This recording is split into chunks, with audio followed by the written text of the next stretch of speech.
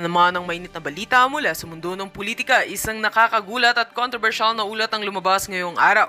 Matapos kumalat sa social media ang umano'y audio recording kung saan sinasabing naririnig si President Kuting ng Norte Jr. na naguutos na ipatigil ang buhay ni Pangalawang Pangulo Sara Duterte. Ayon sa mga netizens, tila may mas malalim pang tensyon sa pagitan ng dalawang matataas na opisyal ng bansa. Ang nasabing audio clip na may tagal na halos 2 minuto ay unang kumalat sa isang anonymous Twitter account kagabi. Bagamat hindi pa beripikado ang pinagmulan nito, maraming netizens ang nagsabing malinaw nilang narinig ang boses ni Kuting na tila galit at naguutos na alisin si VP Sara. Agad namang umani ito ng matinding reaksyon at pagtutol mula sa publiko. Lalong nagpainit sa isyu ang umano'y pagkakadawit ni Senador Chis Escudero sa nasabing plano. Sa audio, maririnig di umano ang isang lalaki na tumutugma sa boses ni Senator Chis na tila nagbibigay ng suggestion kung paano isasagawa ang operasyon. Sa ngayon, kapwa nananatiling tahimik si President Kuting at Senator Escudero ukol sa kontrobersiya. Habang hinihintay pa ang opisyal na pahayag mula sa Malacanang at sa kampo ni VP Sara Duterte, nananawagan ng taong bayan ng agarang investigasyon at paglabas ng katotohanan. Ang Commission on Human Rights ay ilang mambabatas ay nagsimula na rin ng kani-kanilang hakbang upang busisihin ang naturang audio. At yan nga ang mga balitang ating pagkakatutukan, at kung bago ka pa lamang sa aking channel ay huwag kakalimutang mag-like, share and subscribe para updated ka sa aming mga bagong balita dito sa Tatak Pinas.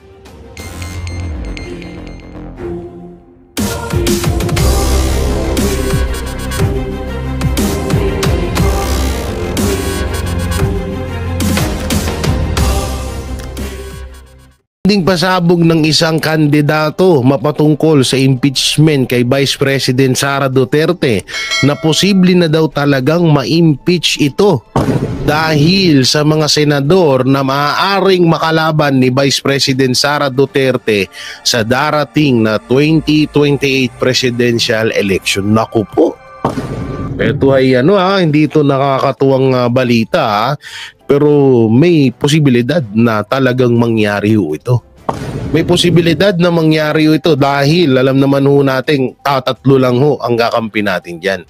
Kaya nga talagang napaka ganda na maihalal itong siyam na Duterte candidate na sila Attorney Jimmy Bondoc, Attorney Vic Rodriguez, Attorney JB, Attorney Lambino, yan sila Pastor, siyempre Pastor Apollo Siquibuloy, Senator Bongo, Senator Bato, Philip Salvador at si Mata, nakalimutan ko pangalan nun si Mata. Kailangan talaga nating maisulong na may panalo yan para maiwasan ang impeachment kay Vice President Sara Duterte. Dahil nga alam nyo dito na pagtanto ko talaga na kasi unang-una lahat naman ng nasa Senado, lahat naman ng nasa politiko ngayon, mga nasa Senado, pangarap din naman talaga na maging presidente ng Pilipinas. Alam naman natin yung kahit nga si Chis Escudero nung bata pa siya, yan yung nakalagay dun sa kanyang na gusto niyang maging presidente ng Pilipinas. Pero kung ito man ay mangyari, naku po, napakalaking gulo ito na mangyayari sa Pilipinas. Ito na ata ang magiging napakalaking gulo na magiging na talagang tatatak sa kasaysayan ng Pilipinas. Kapag na-impeach or in-impeach talaga nila si Vice President Sara Duterte. Samantalang may mga pag-uusapan din tayo dito, no? Gawa-gawa lang bang ebidensya? Ted Filon nag-imbestiga kay VP Sara Duterte. So panoorin natin to, maganda to, mukhang maganda to. Ito, ha ha ha ha. Ayan ha ha ha ha. Panoorin natin. Dapat din yung proseso, ay hindi naman mamadaliin, pero nga din po, yung proseso po ay simulan din nang sa ganun matapos din sa takdang panahon na hindi naman pagkabagal-bagal, pagkatagal-tagal, para din matapos na itong kinakaharap niya. Kung guilty, guilty. Kung hindi, hindi. Dito po, hintayin natin muna 5 buwan. Ang pinag-usapan po dito, mawalang galang lang ang pinag-usapan po dito doon sa articles of impeachment, daan-daang milyong piso.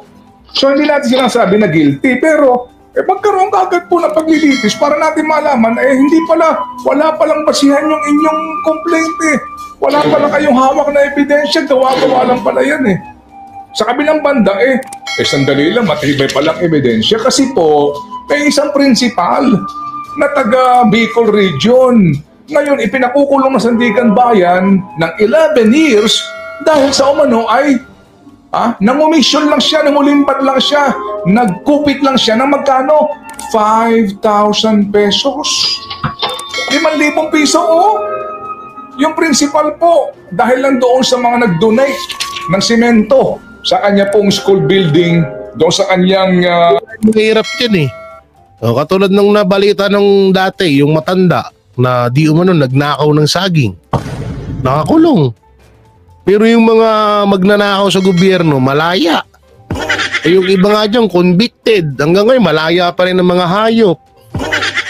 Eskwelahan, hindi daw niya dineklara at umano'y binulsa yung 5,000 piso. Hindi pa galing ito sa pera ng DepEd. Ito pa'y galing pa sa donasyon ng simento doon sa kanya pong eskwelahan. Abay sabi sa Sandigan Bayan, kulong ka ng 11 years. Sa 5K, ano? Sa 5,000 pesos. 5K. Ito pinag-uusapan natin dito yung daang-daang milyong piso. So again, kung hindi po totoo, i-acquit nyo na yan. Pero kung totoo naman, abay i-convict nyo na. Hindi po ba? Sa anong paraan? Doon nga sa proseso na hindi nga mamadaliin, pero hindi naman sobrang tagal. So, Ano sabi? Ang ganda ng punto ni Senator Coco. Ang sabi niya kanina, mas maganda na may nagtatanong sa Korte Suprema, pinipigilan ng Senado. Kaysa sa, hoy, gising Senado, magtrabaho kayo. Kasi sa nangyayari ngayon, ang lagay, parang walang ginagawa ang Senado. Ano to, hayahay lang kayo dyan. Ayaw ng gano'n ni Senator Coco. Ang tanong, yung ba mga kasama niya? Yung pare-parehas naman sila lahat na may na may depekto eh. Ang ano kasi dito, baka mamaya kasi etong Senado, parang parang nag-aantay pa ng mga iba pang ebidensya.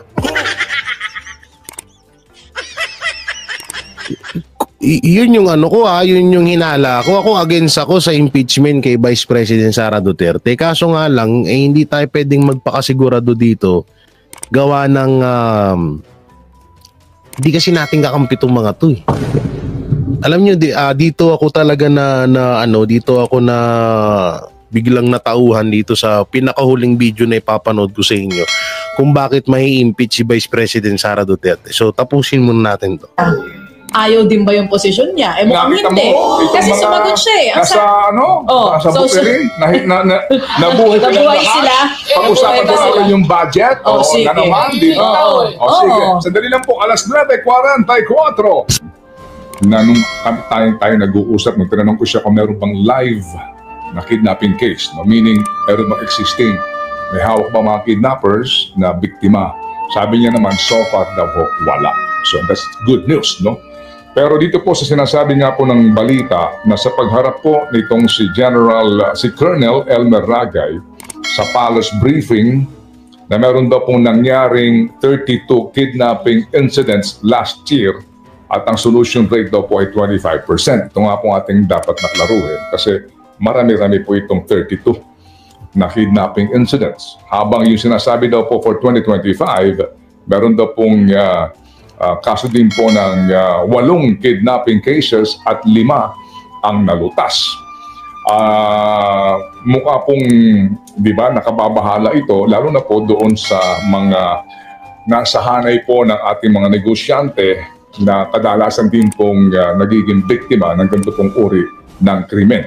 Ang mga kasagot daw po dito ay ang grupo nitong anti-kidnapping group.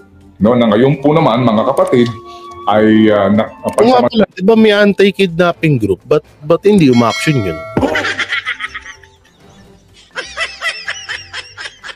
Diba? Ba't hindi kayo umaksyon yun? Anong silbi ng anti-kidnapping group kung patuloy sa pagtaas yung pang-kidnap sa Pilipinas? Ang tala daw po na-relieve pending result of the investigation. Pantalang ito dito tayo, no? May kasi dito eh. May wait lang ito. Dito kasi sa andun din sa Supreme Court, they also asked the lawyers of the government to just yan ito kasi may sounds na kasi ito eh. Baka matsapa. Kakatod nito. wala siyang hinahawakan na ebidensya. O yan o. Si PRRD na naman ang sinisisi niya doon sa tulay na nasira. Ayop na yan.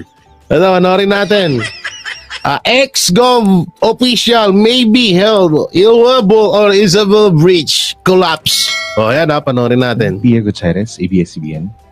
Hi ma'am, magandang umaga. Ma'am, regarding yung sa pag-collapse ng bridge sa Isabela, is the President asking for or directing an investigation on this, especially to find out whether corruption was involved? Yes po. Nung nagkaroon po kami ng pakikipag-usap kay Secretary Bonoan, nagkaroon na po talaga ng investigation, but it's initial investigation. Ang nakikita po, sabi nga po natin, ito ay nag-start in 2014 at lumalabas po na 90% ay naisagawa ito sa panahon po ni dating Pangulong Duterte. Utang ina, yan na nga.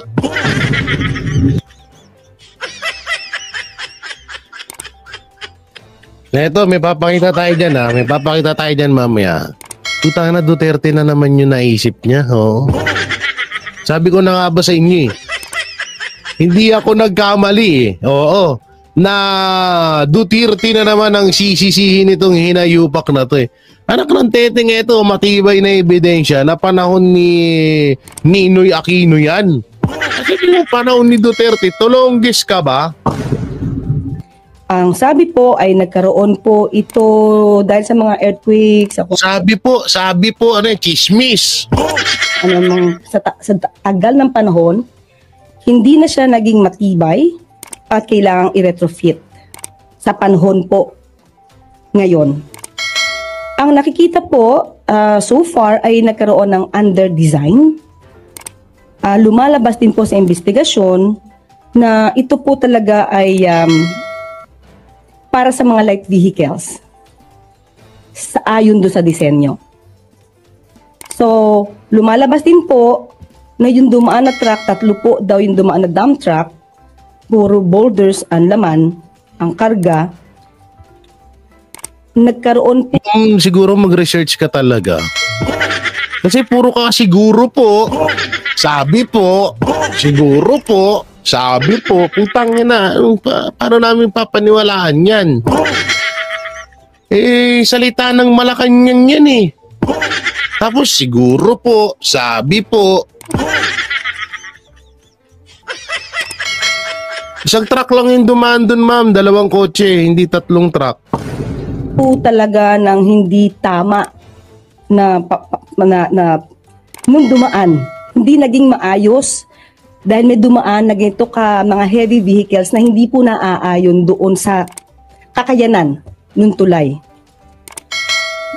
Kaya po, isa sa mga sinasabi po ni Secretary Bonoan ay maaari po, hindi pa po to conclusion, maaari lamang po na mapanagot din yung may-ari nung or korporasyon na may-ari ng dump trucks dahil 3 po ang nasabi na dumaan na sunod-sunod. Ang inang yan, pati yan pa pala yung makakasuhan dito. Okay. So, yun pa lang po ang initial investigation, but ang sabi nga po, hindi lamang po. Tsaka ito ma'am, kapag tinatanong ka ng media, pwedeng mag-pass. Oo, hindi lahat kailangan mong sagutin pag wala ka pang sapat na ebidensya. Ang nakaraang administrasyon, ang pwedeng panagutin dito, lahat po, hanggang sa ngayon, kung sino po ang maaaring naging may liability dito. So, kasali pala dyan sila Emilio Aguinaldo, no? Lahat daw yun, okay. Kung meron man, lahat po yan ay dapat managot. Nabanggit nyo, it's just an initial investigation. Yes. So magkakaroon po ng mas malalim na investigation dito? Opo, kasi titignan po talaga yung sinasabing under-design, anong naging cause, kung bakit hindi kakayanin yung mga heavy vehicles. Lumalabas nga po sa initial investigation. Ayon sa design, pang light vehicles lang siya. Yun naman pala bakit dito sinabi mo sa Duterte? Ang nakikita po, sabi nga po natin, ito ay nag-start noong 2014 at lumalabas po na 90% ay naisagawa ito sa panahon po ni dating Pangulong Duterte. O, diba? Duterte na naman. Pero sabi niya, ito ay iniimbestigahan pa. So bakit ka magsasalita na ito po ay 90% ay naisagawa ng panahon ni PRRD or ni Duterte? Ito ay malinaw na paninira na naman sa mga Duterte. Alam mo man, minsan kapag hindi mo kasi alam yung katanungan, pwede kang mag-pass. Sabi, gito lang, napakasimple. Oh, hindi ko muna sasagutin 'yan kasi hindi pa tapos yung investigasyon doon. Tapos. Sus, Maria Josep tangangani.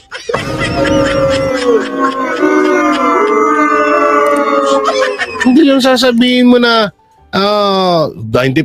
Ito, isampal mo to sa mukha mo. O, ito yung dyan, o. O, ito panoorin mo. O, yan, Sa Isabela at sa buong bansa.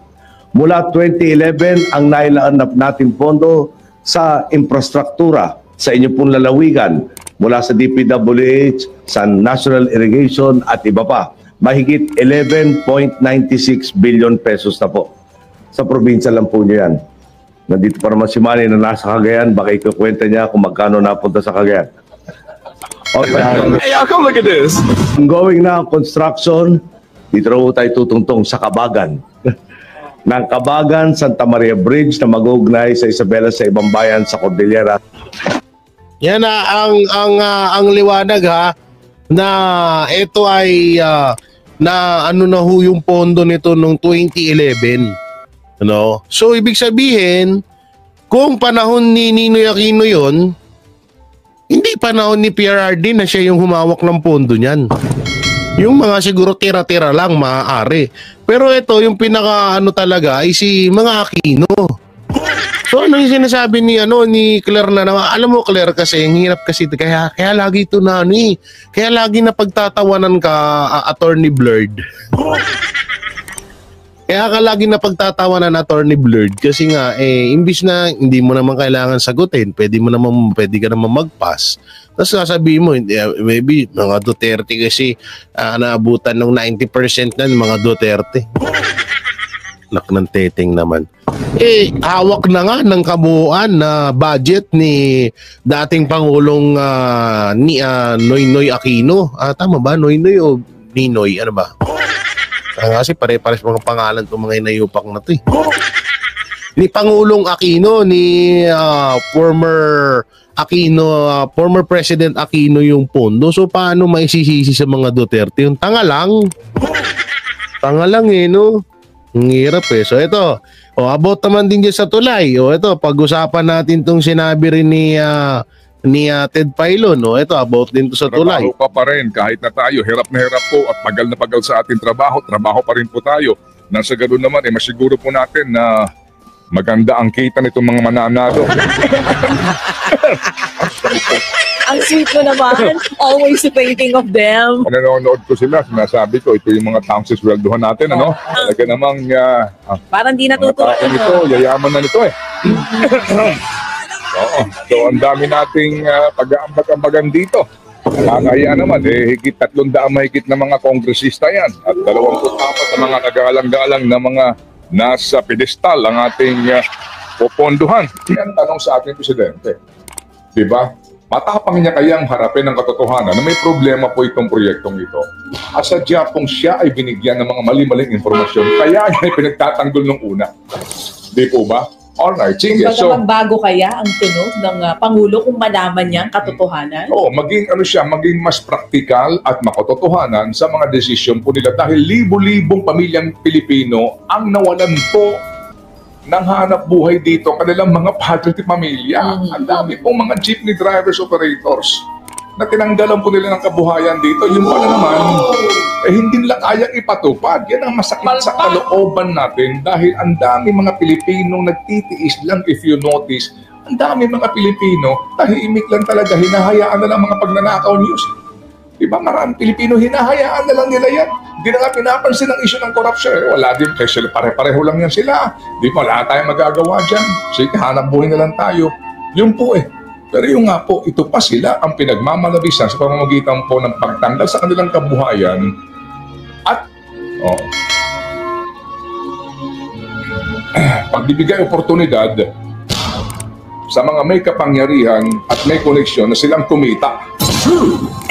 Alas 6, mga nagtatanong din dito tungkol po dito sa tulay na ito. Tulay, agad bumigay. 12 taon in the making at hindi pa nga po nagagamit daw, nag-retrofit na kaagad. And the word used is overstressed. The bridge is overstressed. Di ba parang tao pag may mabigat na dinadala, nasa stress? Ganon din daw ang bridge. Pag mabigat ang dumadaan din sa stress. Oo, at ganoon din po naman din tayo dito. Kapag mabigat, mga kapatid. Saan ka na naman papunta? Napunta ka sa mabigat eh. Paano mabigat? Baka kung saan ka na naman mapunta niyan. Mabigat po ang dinadala. Mabigat ang dala kasi maraming pera. Tapos titingin sa akin, tingnan nyo. Sa akin naman. Uy, gusto ko rin maging kapitan. Gusto mo palit tayo? Ikaw yung cabin crew mamaya, ako yung kapitan. Intro kita. Ako yung cabin crew. Ikaw yung bakit may cabin crew na lalaki? Wala naman ko sinasabi. Sinasabi ko lang. Ikaw yung cabin crew, ako yung kapitan. May kapitan na rin na babae ngayon. Madami na. Madami na sila. Ay, mas maganda ko mga yung kapitan yung babae. I'm sorry, babae yung kapitan. Bakit? Mas swabe bang landing pag babae? Mas maganda nga pag babae yung kapitan. Nakasakay ka na ba? Ng barko ako. Ito na muna tayo. Magbabalik pa. Alam nyo pa, simple lang talaga yung banat nila Ted dito, pero alam nyo, natatamaan din yung iba dyan. Tsaka dito sa usapang tuloy-tuloy na to, alam nyo kasi, dito talaga nangyayari yung pinakamalaking korupsyon na nangyayari sa Pilipinas talaga. No, dito nakakakulimbat ng kasi, alam nyo ba yung halimbawa, 11 billion ang pondo sa tulay na yun. So ang gagawin kasi diyan, titipirin sa materyales. Tapos hindi ibubuhos lahat ng materyales diyan sa isang proyekto na 'yan. Yan ang mahirap diyan. At yan yung mga talagang nakikita natin ngayon na nangyayari. So hindi na wag na tayo magtaka na kung may mga bagong itatayong mga tulay, mga bridge dito sa bansa natin sa kapanahunan ngayon ng Administrasyong Marcos, wag na ho tayo magulat kung yung mga bridge na yun magbagsakan din. Hilingin na lang talaga natin diyan walang masaktan, walang mamatay kasi syempre delikado din yung mga bridge na yan, no, na may mabagsakan kasi kadalasan may mga tao minsan sa baba niya na diyan tumitira. At syempre yung mga dumadaan din, no. So yun, wag na tayo magtaka kasi talagang grabe ang korupsyon ngayon. Kaya antayin na lang ho natin talaga na makaupo ang mga Duterte bilang presidente, yun. At yung mga senador na nakikita nyo dyan sa baba na lumalabas dyan sa screen natin at mga party list na yan, lalo na yung Bisaya, good na yan, abangan na lang natin na maihalal yung mga yan, ihalal natin para mawala itong korupsyon na ganitong nangyayari sa Pilipinas. So mapunta na nga tayo dito, no? Ito nga yung kinakatakot ko na isa sa mga balita, no, na kung saan impeachment court hindi makatarungan para kay BP Sara, sabi ni Attorney Lambino. Panoorin ho natin to, ha. Sinabi ni PDP Laban senatorial candidate at dating kalihim Raul Lambino na malabong makakuha ng makatarungang desisyon si Vice President Sara Duterte mula sa isang impeachment court sa Senado na posibleng puno ng mga senador na magiging karibal niya sa 2028 presidential election. Binigyang diin niya na si Vice President Duterte ay isa sa pinakamalakas na kandidato para sa 2028 presidential election. Ngunit sa kabila nito ay may ilang mga senador na nagsikap ding tumakbo para sa pagkapangulo. Halimbawa dito si Senator Francis Escudero na unang nagplano na tumakbo para sa pagka-presidente noong 2016, ngunit nagdesisyon na maging vice presidential running mate ni Senator Grace Poe. Ganon din si Senator Alan Peter Cayetano na tumakbo para sa pagkapangulo noong 2016, ngunit naging vice presidential running mate ni Davao City Mayor Rodrigo Duterte. Sina Panfilo Lacson at Manny Pacquiao na nangunguna sa survey ay parehong tumakbo bilang presidente noong 2022. Ayon naman sa businessman na si William Gatchalian, ang anak niyang si incumbent Senator Sherwin Gatchalian ay posibleng tumakbo para sa pagka-presidente o vice-presidente sa 2028. Diba? Kaya talagang medyo delikado tayo diyan kasi nga yung mga senador diyan alam niyo na yon hindi nga natin maituturing na sa atin lahat yan boboto or hindi boboto sa impeachment kay Vice President Sara Duterte dahil nga may mga kanya-kanya nga ring mga hangarin yan katulad lang yan, diba? So sana nga ewan ko, wala pa naman din yung pero tayo ay medyo wag muna tayong magpakampante na huwag tayong magpakampante na kakampi natin ng Senado. Dahil mahirap na sa panahon ngayon, huwag tayong magpakasigurado. Maraming nag-aambisyon na tumakbong presidente sa darating na 2028 election. At alam naman natin kung sino yung balakid sa kanila. Walang iba kundi si Vice President Sara Duterte at ang mga Duterte. So isa yan sa pamamagitan ng impeachment na maipataw nila kay Vice President Sara Duterte para hindi makatakbo si Vice President Sara Duterte sa darating na 2028 presidential election. Double purpose po yan kasi kapag na-impeach si Vice President Sara Duterte, magiging Vice President si Martin Romualdez. Doon nga sa panaginip ko, yung pagka-impeach daw kay Vice President Sara Duterte, inalal bilang itinilaga bilang bagong Vice President si Martin Romualdez. Tapos mga ilang buwan lang ay si Marcos Jr. naman yung pina-impeach ni Martin Romualdez. At itong si Martin Romualdez ang naging presidente ng Pilipinas at naging Prime Minister ng Pilipinas. Yun ang nakakatakot dun. Yun lamang ay panaginip lamang. Panaginip lamang naman po yung sinabi ko na yun. So yun ang mga tsaka talaga yung about naman sa impeachment, totoo yun. Pag na-impeach si VP Sara Duterte, magiging Vice President si Martin Romualdez, double purpose. Mahina si Martin Romualdez sa taong bayan.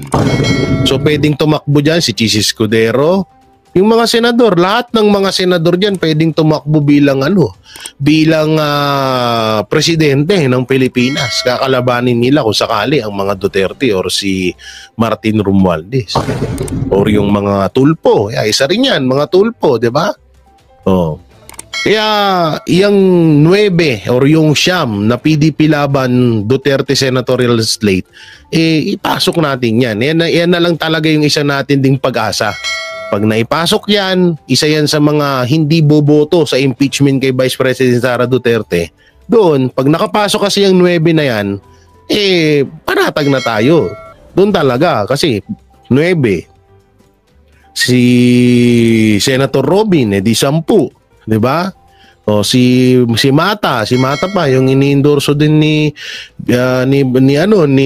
Tatay Digong. So 11. So may na tayo, may palag-palag na tayo kahit papaano dahil hindi may impeach na si VP Sara. Depende na lang kung yung sinasabi ng attorney na may magkakaroon ng dayaan sa election na may mga hacker accounts sa COMELEC, yun, delikado rin tayo dun. Kasi kapag hindi nakapasok itong 9 na candidate ng Duterte at yung mga nasa hanay ni Marcos ngayon, tapos tayo dyan lalo. Tapos talaga lalo tayo dyan. Nadagdagan ng kanilang puwersa sa Senado. Kaya kayo, eto na ho yung gawin natin. Huwag na ho nating isipin, basta tayo, straight lang. Duterte candidate, yung siyam na yan, ipasok natin. Yan, at ito, yung mga nakikita nyo rin dyan sa taas, yan, yung Bisaya Youth Party List, Ipanaw Party List, PPP. Diba? Tatak Duterte yung mga yan. At yung iba pang mga na hindi ko lang kabisado yung pangalan ng mga party list na yun. So yung mga banateros, mga kabiyaya, anong may kukomento nyo sa mga napag-usapan natin? Comment nyo lang po dyan sa baba. Siyempre, don't forget to like, share, comment, and subscribe sa ating YouTube channel. Paipindot na lang din po yung bell button para lagi kayong updated sa ating mga video araw-araw. So yun, ingat po.